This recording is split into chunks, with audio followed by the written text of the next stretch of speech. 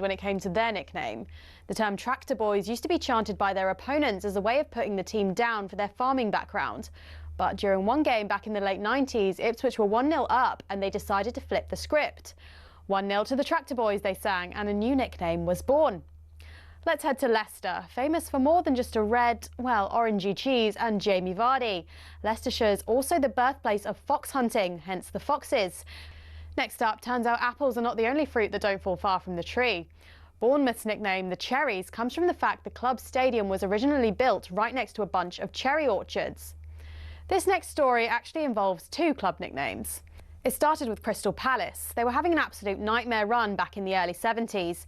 They'd been relegated after a terrible spell, and manager Malcolm Allison decided enough was enough. He wanted a new nickname, something strong, fast and destined for success.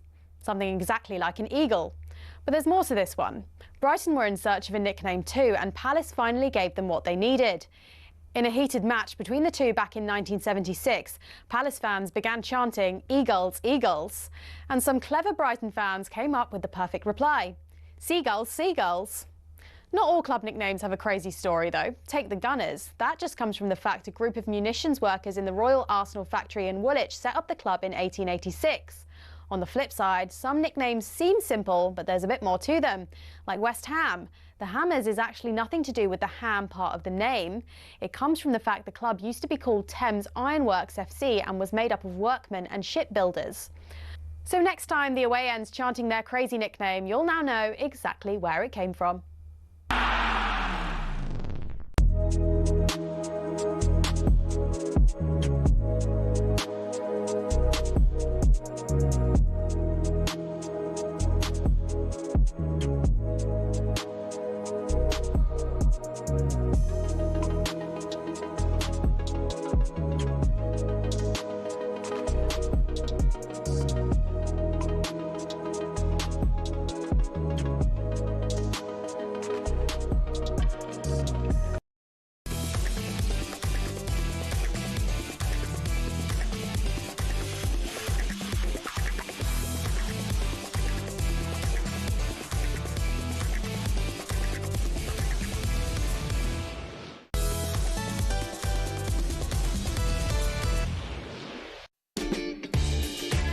Morning, how's it going? You're listening to Early Breakfast on talkSPORT with Adrian Flux. Insurance for the individual. You can find out more at adrianflux.co.uk. We're building up to a big breakfast show back with Alan Brazil and his buddy Gabby Agbonlahor at 6 o'clock this morning. But coming up now, here's Nick with all the details. Nick. Yeah, morning. Spurs have managed to Spursy their own transfer window. Arsenal have hijacked Tottenham's move for Berechi Eze. Spurs fans fuming. Arsenal fans laughing. That's how the office sounds this morning. How does Daniel Levy recover from this one? Ali McCoy's had a tough morning yesterday on talkSPORT after Rangers' result against Brugge. This morning, it's your turn, Shebahn, and Alan Brazil. Got to be able to take it. You're going to take a hammering this morning after Celtic failed to score against Kazakh side Kairat. Will there be any Scottish sides in the Champions League this year? We'll bring you all the latest in the Isak saga as Toon legend Alan Shearer says he should sack his agent. And we'll look ahead to the teams in the Europa League action tonight, including Crystal Palace and Aberdeen, and the front and back pages of today's papers as well. Nick, thank you. You're listening to Early Breakfast on talkSPORT with Adrian Flux. Insurance for the individual. Find out more at adrianflux.co.uk. I've enjoyed this transfer window, I have to say. The drama, the twists and turns. I was watching a game last night, the Celtic game, and Jamie said to me, "Arsenal have hijacked Eze." I went, "What?" And then I thought, I knew this was going to happen all along. I felt like we knew this was very, very possible. Spurs have Spursied their own main transfer. It's a shambles, but it's juicy and I like it. Yeah, I mean, I think it's a little bit harsh on Spurs, maybe. Is it? They did have an agreement, right? He doesn't have Fandan about, no, he? But as we know, grew up at Arsenal Academy. We understand he's a fan of the club. We'll hear a clip of that today on this morning's show. And so, I think the player probably always wanted to go to Arsenal. And now that Havertz is injured and Arsenal came back in for him, I think, the decision probably lies with Eze. But this is it. I think if you know from the outset, we want him, he's our main target, and he's an Arsenal fan. If we want him, we better get this deal done. And they've not. No, I mean, sure, they didn't manage to, but we don't know exactly what was going on behind the scenes, whether Eze was waiting for Arsenal maybe till the end of the window. So, I mean, it'll all come out in the wash, but tough to take with Spurs losing Maddison. They're now really, I mean, they have to pick up either an attacking midfielder, a winger, a decent forward before at the end of the window. There's only 10 days left. I know. It's truly fascinating stuff. Spurs fans, you'll be fuming this morning, and when we see Arsenal fans laughing, like genuinely got in my cab this morning and Tom, the Arsenal fan, was laughing. Well, just laughing at 3 a.m. Eze's a wonderful player, and as we'll hear today on the show, you know, Rory Jennings on Transfer Insiders last night talking about that competition for places in the Arsenal team, possibly Martin Odegaard now fighting for his place. Where's Eze going to fit in? Is he going to play in the middle, on the left? Also, I think most importantly, gives Bukayo Saka maybe a bit more rest time this season, because, I mean, Arteta absolutely flogs his players, and Bukayo Saka is pretty much the main man for Arsenal, and he's probably playing a little bit too much football, like they all are. So it's good news for Saka as well. Yeah, great news for Arsenal fans. Really showing yourselves to be fighting for the title this season. I mean, I was thinking with Gyökeres coming in, Arsenal could win the title this season, I think, with Eze in the mix. A lot of people tipping them. Everybody staying fit. I've kind of got a feeling that Man City might do it, and Arsenal are going to finish second again. They are still being underestimated ever so slightly, aren't they, Manchester City? Listen, decent, very, very good story for us this morning. Let's just try not focus on Celtic. I know we'll have to come round to that later on, though. We will. We will. Yes, Don't worry about that. Thanks very much. All over the back pages today, Arsenal's late bid steals Eze from Spurs, says Gary Jacob in the Times. The Sun, Arsenal and £68 million hijack of Spurs' deal. Eze Pickens is their headline. Telegraph, Eze move to Spurs hijacked by Arsenal. Mirror is going for Alexander Isak's story, rebel without a clause. Very, very true. Shearer's told him to sack the agent immediately. And back page of the Daily Mail, gazumped. Arsenal hijacked Spurs' £60 million deal for Eze. Spurs had been closing in and securing this deal to sign him. We've been known about this for quite some time. But the Gunners made a late swoop last night. Here is Eze, edge of the area, right-footed shot, slams it in! This is when you go and make a statement and go and get Eze. Certainly, we're going to be keeping tabs on Eze and a potential move to Tottenham. I think he should go to Spurs if he leaves the great Crystal Palace. Utter meltdown in North London, where, after weeks of work, Spurs' dream signing was snatched away from them in moments. Arsenal make a move for Eberechi Eze, and the 27-year-old wants to join them. He's a needle mover. It moves the point of Arsenal. It moves who they are. I think it makes them far more likely to win the league. Havertz gets injured. Arsenal decide to launch Move Hijacked. It's the same story over and over and over again. Ball just can't seem to get anything big over the line. Deal agreed in principle. Medical scheduled. Eze is going to pick Arsenal, and Tottenham are now set dramatically to miss out. Spurs have officially pulled out the race. They've waved the white handkerchief. I think it's a disastrous day for Tottenham Hotspur. And the reaction from Jamie O'Hara so far has not disappointed. Pay the money and get the player over the line. You're Newcastle of the South, Joe. Son. Maddison's done his ACL. Like, we needed Eze. We needed him. And it's an absolute joke that we are going to lose him out to Arsenal, of all teams.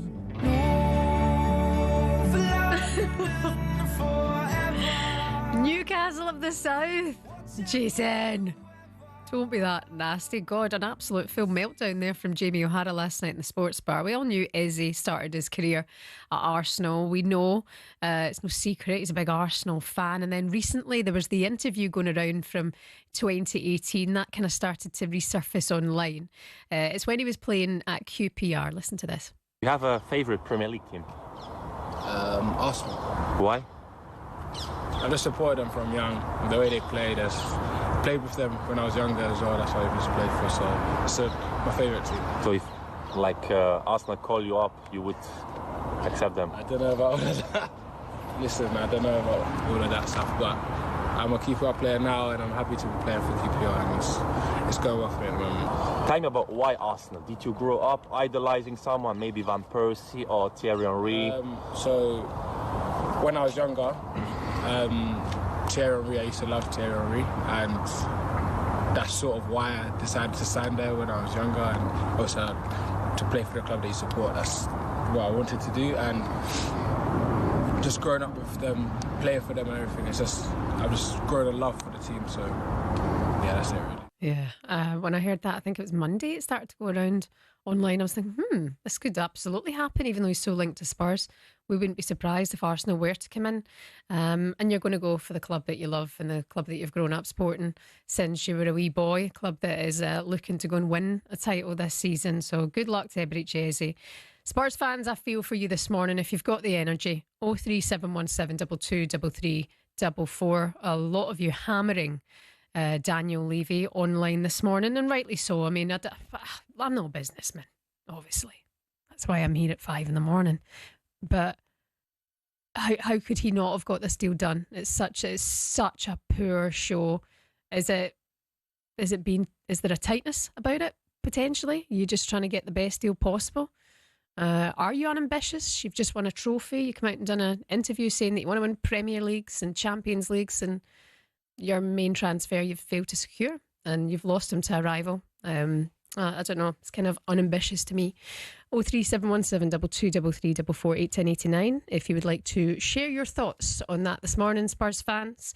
Arsenal looking like they're going to get this one over the line now. And on the transfer insiders, Rory Jennings told Flex this signing could be the difference Arsenal need to get over the line. It's potentially a seminal day in the title race. I think that Eberechi Eze is such a good player. I think that he will elevate the options for Mikel Arteta. Where Arsenal struggled last season, the reason they didn't win the league wasn't because of how they got on against the likes of Liverpool and Man City. Yeah. It's how they got on against the teams that would be supposedly beatable opposition quite often at home. And I think that Eberechi Eze is the key to unlocking those situations. How much does he improve them? I remember doing the show with you when you said about Saka, and you was like, 50% and then 0. I can't remember exactly what it was. I think, but how much does this Eberechi Eze quantify? Is a needle mover. It moves the point of Arsenal. It moves who they are. I think it makes them far more likely to win the league. Because at the moment, when you think about how do you nullify Arsenal, you basically nullify Saka and hope for the best thereafter, and you'll probably be all right. Yeah. You can't double up on Saka. You can't nullify Saka if you can't double up on him, and you won't be able to double up on him because you're going to have Eze over the other side and Martin Odegaard. So is he playing on the left? I think he's playing on the left at the moment, but this is the brilliance of Eberechi Eze and the brilliance of the signing. They sign a player like Eze, and he's capable of playing instead of or with Martin Odegaard. Rory Jennings on Transfer Insiders last night. That started at 7 o'clock, that show. They were discussing at 8:30, 9 o'clock. And then at 10 o'clock, the sports bar arrived. And Jamie O'Hara had a full-blown meltdown. No, I'm disappointed in Tottenham. I'm disappointed. We should have had this deal done weeks ago. Should have had it over the line. Should have got it done. As soon as we started the season, we should have had Eze in the team. It's okay, Jamie. And you know what? Serves us right. Serves Daniel Levy right. Serves Spurs right. Because it's the same old Tottenham. It happens every single season. We're penny pinchers. Penny pinchers. Every single season. It's okay, Jamie. And it's happened again. It's happened again. And we're going to miss out on a top quality player who's proven in the Premier League. Just pay the money and get the player over the line. You're Newcastle of the South, Jamie. Maddison's done his ACL. Like, we needed Eze. We needed him.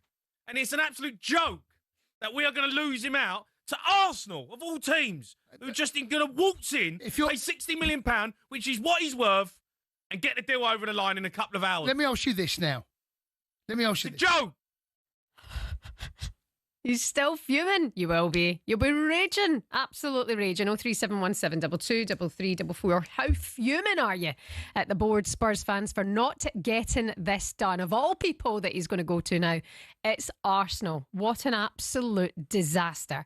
There was callers last night to the sports bar shouting, sack the board. Speaking of sack the board, there were chants last night at Parkhead after Celtic's uninspiring goalless draw against Kazakh side Kairat Almighty. I'm going to call them Almighty. Kairat Almighty. All right, they're an almighty side. They're not Almaty. Okay, give them their due.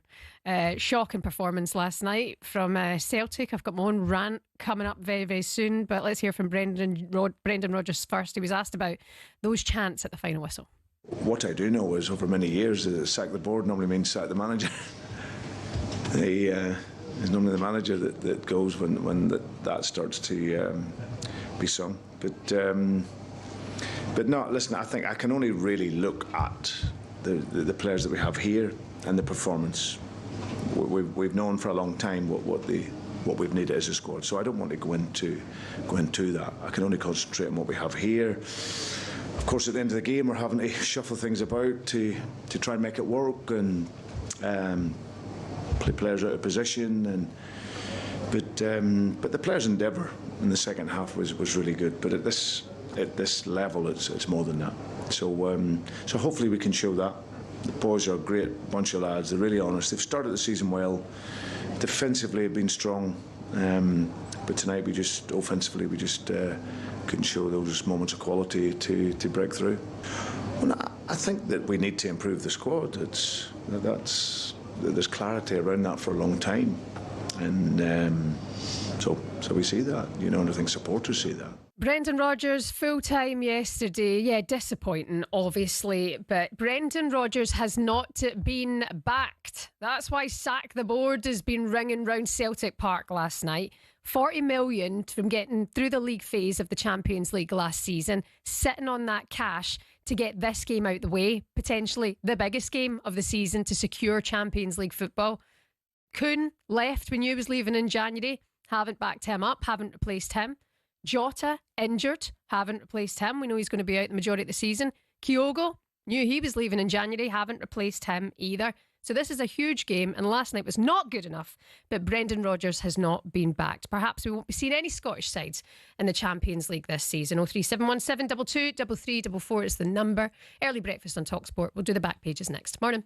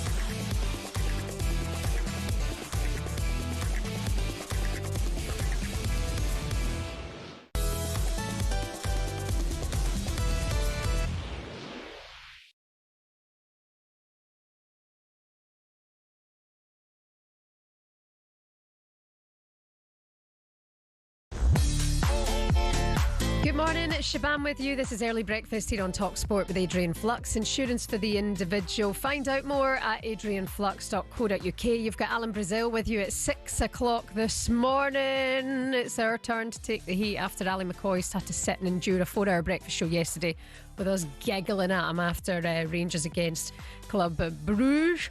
And then last night we failed to even get anywhere near Karat Almaty, who we've now named Karat Almighty.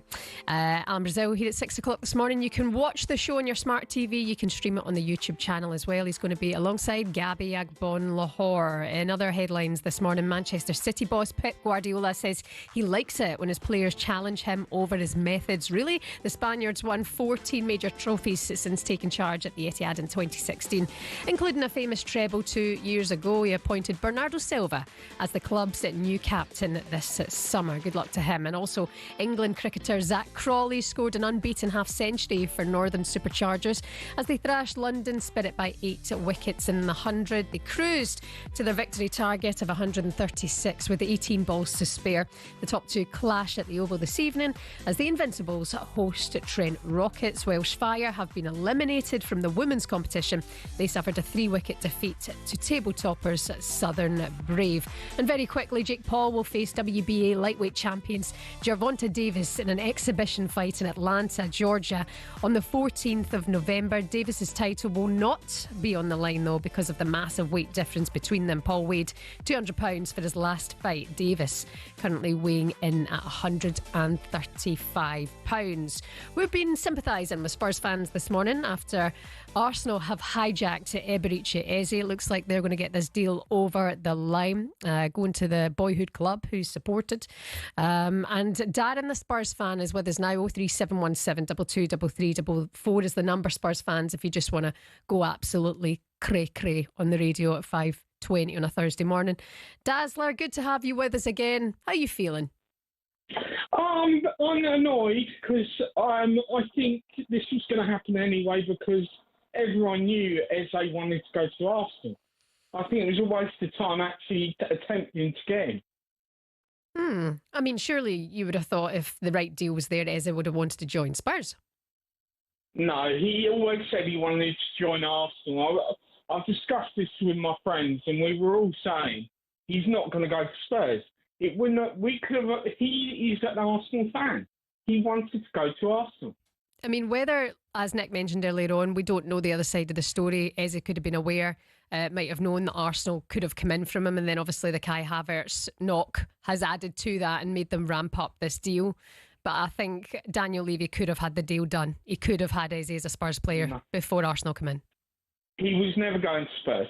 He did say in that clip, though, he was asked in that clip when he was a youngster, would you ever play for Spurs? And he didn't answer it. You know, so...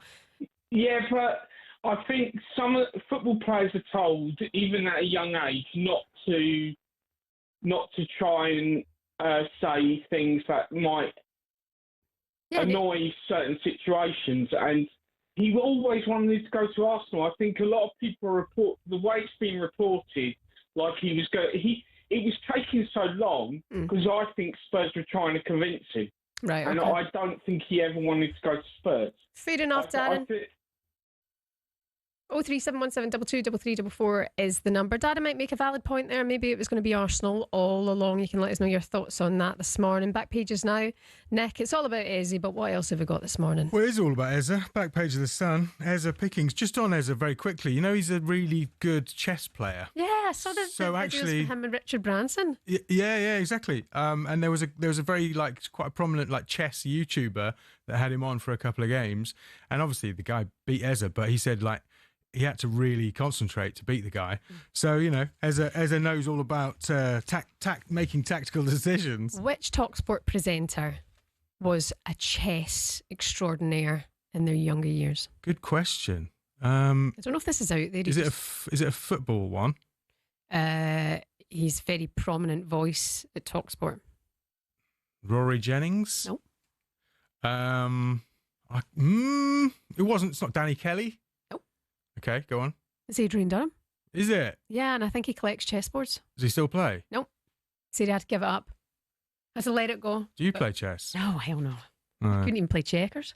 I used to play when I was really young, but I haven't played for years and years and years. I probably should give up TikTok and play chess. Anyway, this caught my eye this morning. Back page of The Guardian, Palace holds security talks with Met for Forest's visit. This could be quite a spicy encounter at Selhurst Park on Sunday because of what happened with European competition. Crystal Palace, it says here, in talks with Nottingham Forest and the Met Police, London's police, over the provision of increased security for that Premier League game on Sunday.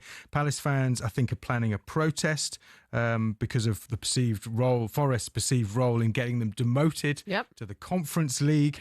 So that could kick off. A Met spokesman says officers will be at Crystal Palace, Nottingham Forest. Our priority is keeping fans and the wider public safe. Big question is, will Evangelos Marinakis show his face at Selhurst? I'm sure he will. Yeah? He'll be there, won't he? Enjoying it all. He does look like a man that's not scared of anything. Yeah, and do you know what? Marinakis has such a presence, doesn't it? I mean, sometimes it's an over-presence, but you even see the videos on behind the scenes, you know, when the guys come out the tunnel, he's always there.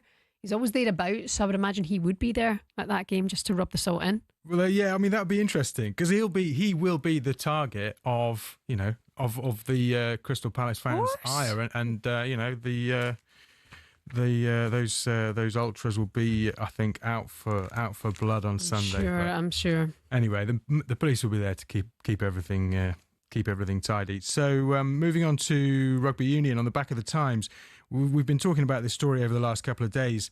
The Welsh RFU's plan to cut the number of professional teams in the country from 4 to 2. It's all because the finances of Welsh rugby are in an absolute mess. The club sides have not really been challenging in Europe. You've got Cardiff, Dragons, Ospreys and Scarlets. So those four now facing a fight for survival. There's going to be a consultation period in September about this. But the Wales and Scarlets centre, Joe Hawkins, has come out really strongly on social media, just saying this could really kill Welsh rugby. He's written on X, this will definitely increase squad quality and maybe success in the short term, but probably at the cost of the little fans Welsh rugby has left, walking away, which will kill the game, and even more players heading to England at a young age due to a lack of playing opportunities. What then happens in 5 years, Joe Hawkins is saying, when there are no fans and all the best young players are over the bridge with no one coming through? So Welsh rugby now really, I mean, fighting for survival. Yeah, it's absolutely on its backside. You know, even look at the British and Irish Lions to have one Welsh player. You know, one Welsh player and young Jack Morgan to be there and be back at that squad. I mean, it's struggling now. This just further affects it. You could understand his frustrations completely, and you do have sympathy, you know, for it. It's dying, and this isn't obviously going to help it. Speaking of rugby, by the way, England versus USA, the Rugby Women's World Cup underway tomorrow, 7:30. We'll have all the updates for you here on talkSPORT. Nick, thank you. Coming up next, we're going to hear from the hardest geezer. No, not Rory Jennings. Hardest geezer, Ross Cook, and what he's got coming up. And we'll get the best of the front pages for you next on Early Breakfast.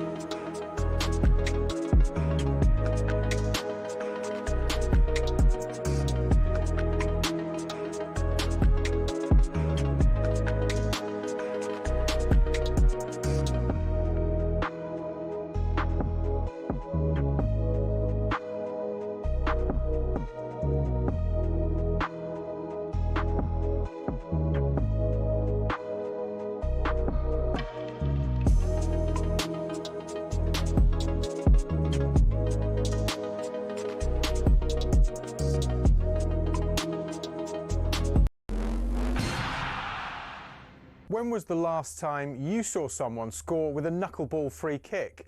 We're going to take a look at why we're not seeing them anymore and explain a bit about how they work. The knuckleball peaked in the 2010s after that Ronaldo strike against Portsmouth in 2008 inspired academy players everywhere. Here's a young Mason Mount. I tried to base my free kick on Ronaldo, hit the ball by the valve and it moves. So what do you do? Top corner. Now, no ball is perfectly aerodynamic, so as it travels it creates ever-changing pockets of turbulent air, causing that unpredictable movement. Football's most prolific free-kick taker, Juninho Pernambucano, perfected the technique but didn't invent it. He was inspired by players from the 90s and even the 50s. So how do you do it? You have to hit the ball head-on with as short a contact time as possible so the ball doesn't spin. Hitting by the valve helps with that short contact time, as it's the hardest part of the football. So why don't we see knuckleballs much anymore? It's because players are being told not to shoot from dead ball situations because the XG is so low. In fact, as Opta shows here, since the 08-09 season there's been a 10% reduction in players shooting from free kicks in the Premier League. And in 23-24, a record low of 11 free kicks found the back of the net. And the knuckleball, though spectacular, is imprecise, which is why it's becoming a thing of the past.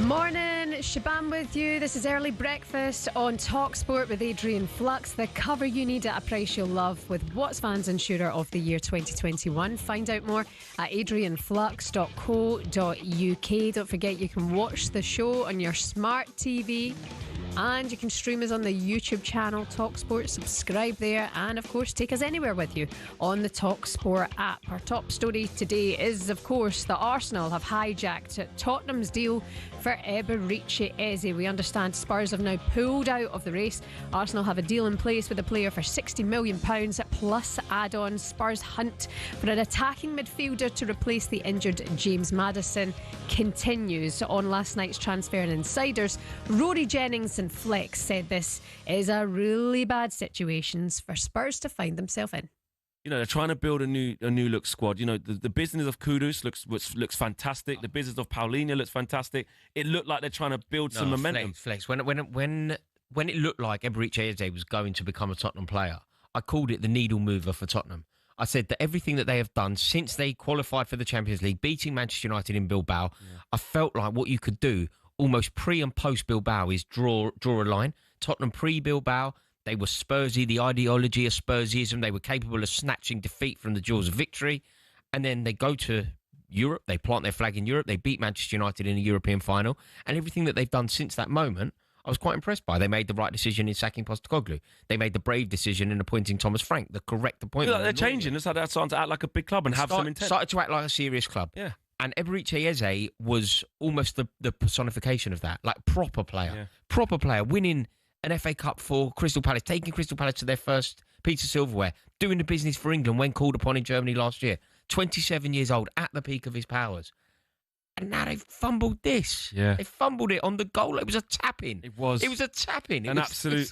Transfer Insiders with Rory Jennings and Flex last night here on talkSPORT, instantly reacting to this news that Eze looks like he's going to be an Arsenal player. We know he was an Arsenal player growing up, the youth academy, and a big fan of the club as well. We heard earlier on from Darren, the Spurs fan. He said that he think all along we knew he was going to be going to Arsenal because he is a fan, and he thinks Daniel Levy was maybe aware of that as well. 03717223344 is the number to have your say in the show this morning.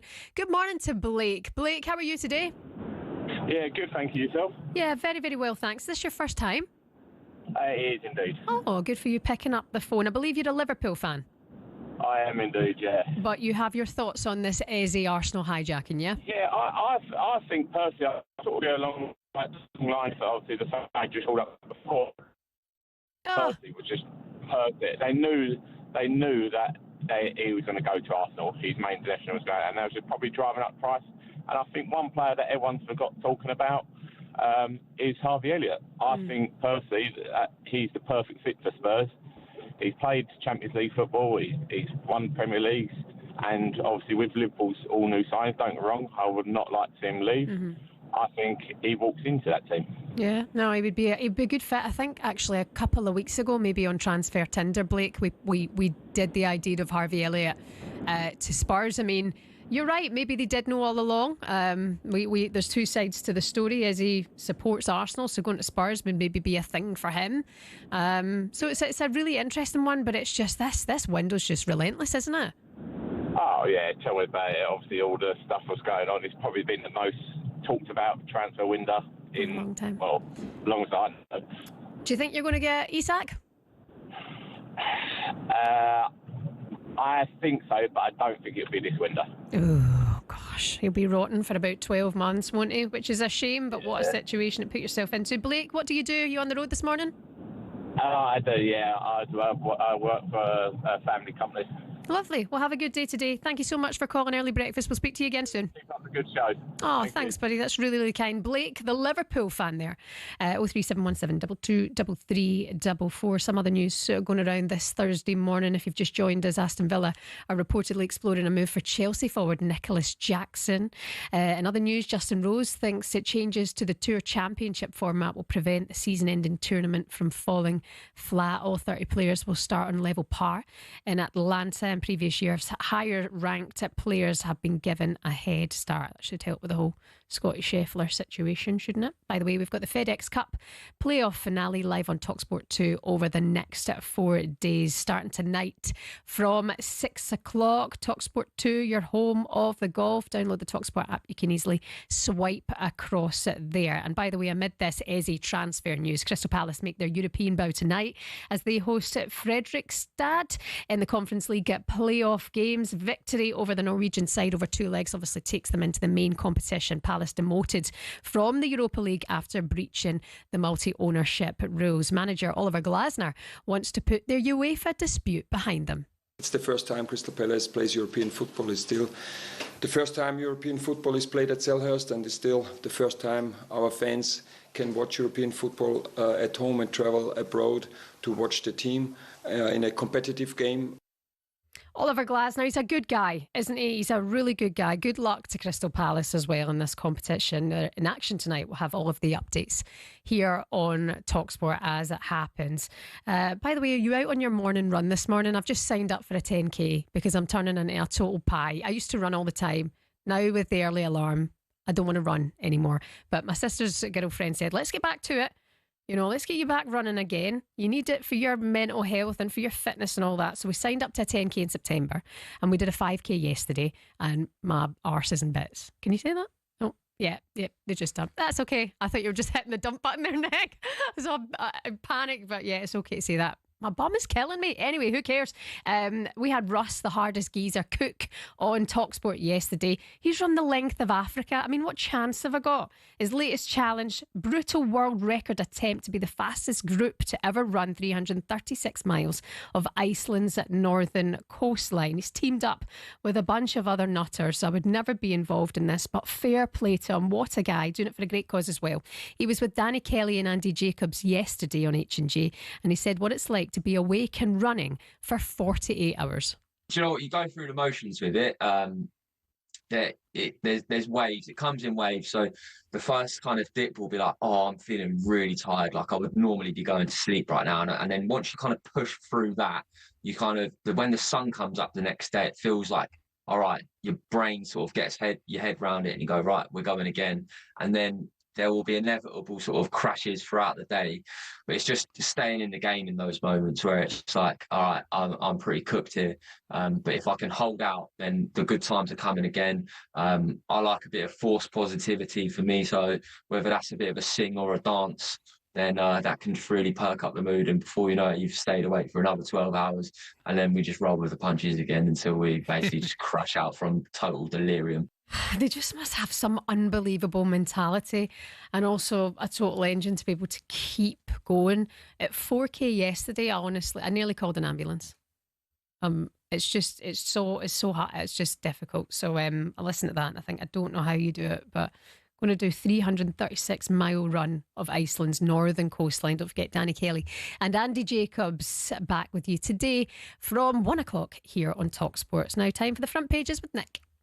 It's a front page throwdown. Oh, what a move! The front pages first on the early sports breakfast. talkSPORT. Hello. Hello. All the big news for you.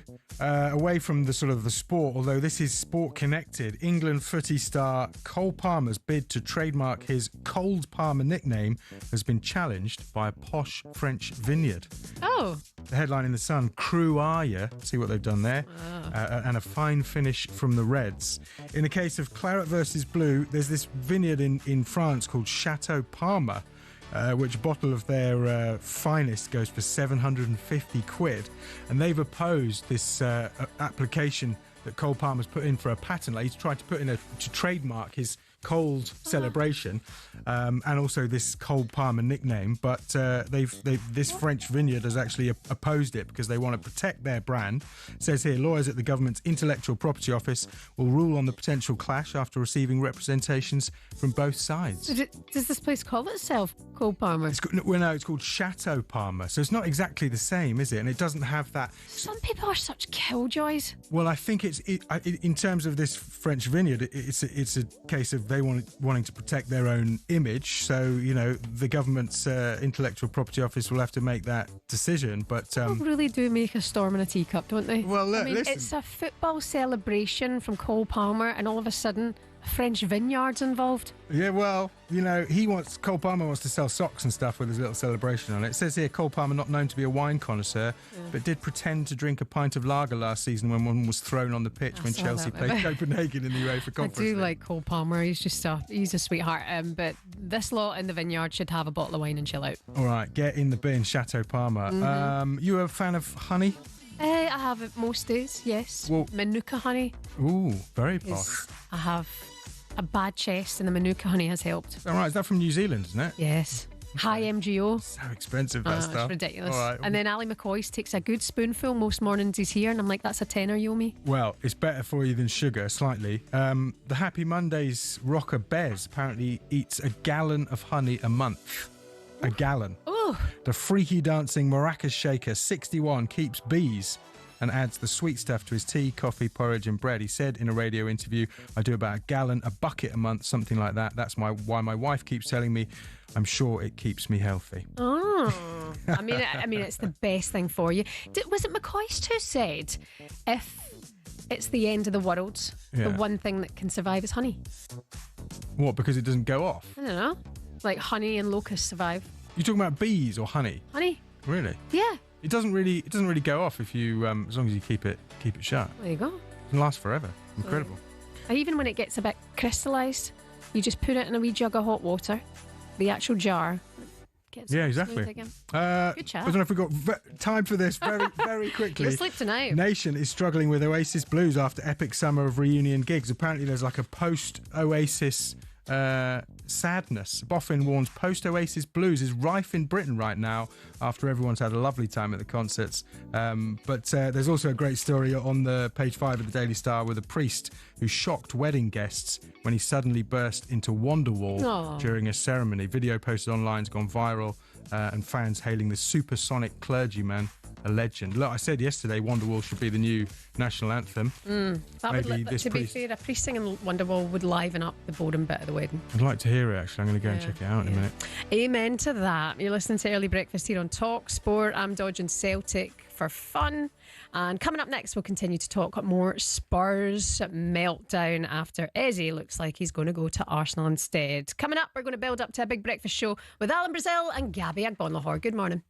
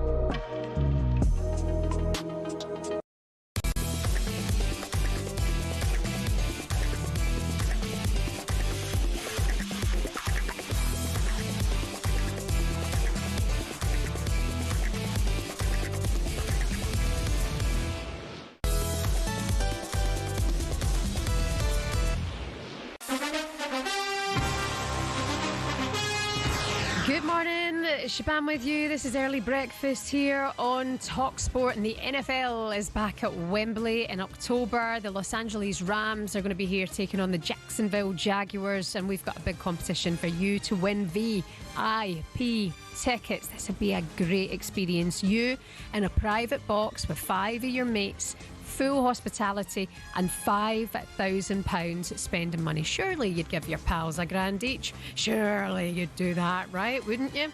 Here's how you can get involved. Good luck. 18 plus, UK excluding Northern Ireland. For a chance to win, text the word cash to 83338 and you're in the draw. Text costs £2 plus one standard network rate message. You must have the bill payer's permission or enter for free by calling 0330 880 338. All entries must be received by 25th August at 11 p.m. This is a talkSPORT limited promotion run on talkSPORT, Talk and Virgin Radio UK stations. See talksport.com for terms and conditions. Yeah, I probably wouldn't share the money either. Good luck with that. That'd be brilliant. By the way, your transfer roundup this morning. Of course, Eze is the main story. We'll come to that in a second. But we understand that Chelsea co-owners, Blueco, have reached an agreement to sign Brighton midfielder Julio Enciso.